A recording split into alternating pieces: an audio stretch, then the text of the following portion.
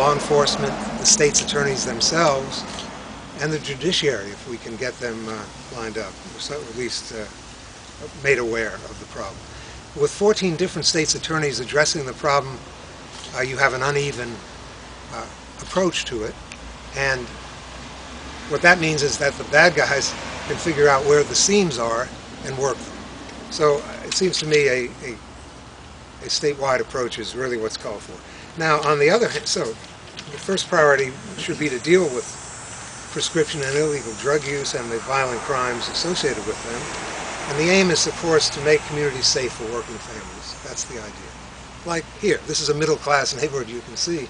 You wouldn't expect a rash of 47 burglaries in the month of June, not only in this area, but a lot of them in this area.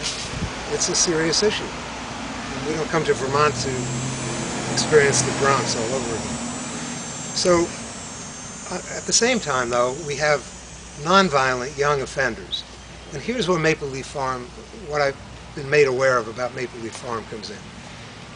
If you take the same demographics, two sets of 20-somethings who are nonviolent young offenders, put the first group into treatment right off, and follow them for 3 years, which Bill Young told me Maple Leaf Farm did a study to do that, you find that after 3 years, 70% of these folks remain clean, and 30%, unfortunately, relapse back.